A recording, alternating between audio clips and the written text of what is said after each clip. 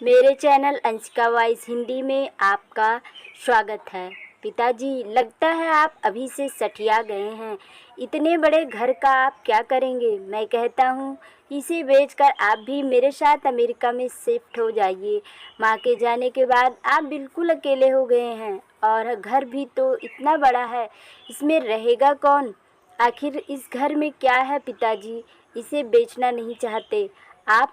मैंने कल वकील को बुलाया है, वह सुबह ही आ जाएंगे, बस आप हाँ कर दीजिए। बेचारे मंगल प्रसाद जी, जिन्होंने अभी अभी अपनी पत्नी को खोया था, वो अपनी पत्नी के जाने का दुख भूल भी नहीं पाए थे कि बेटे ने उनसे ये क्या मांग लिया।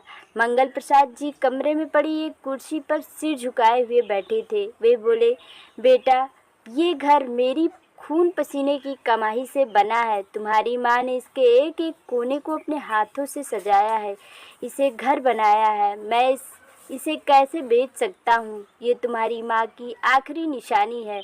इस घर में तुम्हारी माँ ने तुम्हारी याद में अंतिम सांस काटी है। उन्हें लगा था कि तुम हमें मिलने ज़रूर आओगे, लेकिन आए भी तो कब, जब वो इस दुनिया को छोड़कर चली गई। अब समझ में आया बेटा कि तुम अपनी माँ से मिलने नहीं बल्कि इस घर को बेचने के लिए आए थे।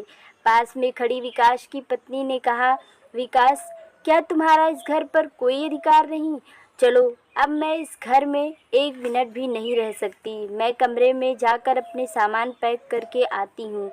पास में खड़ा मंगल प्रसाद जी का 8 साल का पोता सब देख रहा था। वह दौड़कर अपने दादाजी से लिपट कर रोने लगा और बोला, दादाजी, मैं आपको छोड़कर अब नहीं जाऊंगा, मुझे आपके साथ ही रहना है। मंगल प्रसाद जी ने अपने पोते को अपनी गोद में उठाकर गले से लगा लिया। हाँ बेटा, कोई कहीं नहीं जाएगा, तुम भी कहीं नहीं जाओगे। सब इसी घर में एक साथ मिलकर रहेंगे। बेटा, तुम्हारी मम्मी पापा अभी गुस्से में हैं, थोड़ी देर में ही वो मान जाएंगे और सब लोग खुशी खुशी इसी घर में रहेंगे। मंगल प्रसाद जी की बहू कमरे से बड़ा सा सूटकेस लेकर बाहर निकलती है और अपने बेटे को आवाज़ देती हुई कहती है, राहुल, चलो मेरे पास आओ, अब हम यहाँ पर एक मिनट भी नहीं रहेंगे। मुन्ना अपने दादाजी से लिपट गया, लेकिन बहू ने मंगल प्रसाद जी की गोद से बच्चे को छीनकर अपने साथ लेकर बाहर की तरफ जाने लगी। बेटे ने भी पैर छूकर तेजी से बाहर की तरफ निकल गए। मंगल प्रसाद जी चिल्लाते हुए बोले, बहू, तुम अपनी इतनी छोटे से बच्चे के बिना नहीं रह सकती, तो मैं अपने बेटे के बिना कैसे रह सकता हूँ?